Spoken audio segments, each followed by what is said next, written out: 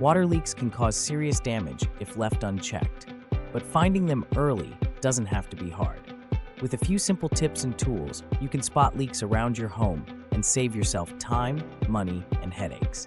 Let's get started with these easy DIY water leak detection tips.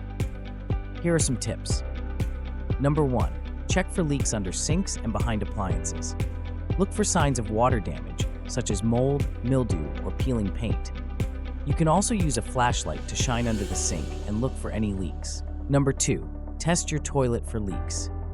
Add a few drops of food coloring to the tank and wait 15 minutes. If the food coloring appears in the bowl, you have a leaky toilet.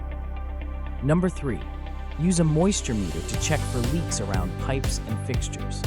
A moisture meter can help you detect leaks that are not visible to the naked eye. Number 4. Listen for the sound of running water. If you hear the sound of running water when no water is being used, you may have a leaky pipe. Number 5. Check your water meter for unusual activity. If your water meter is spinning when no water is being used, you may have a leak somewhere in your home. Don't let a small leak become a big problem. Call Cactus Plumbing and Air today for expert water leak detection and repair.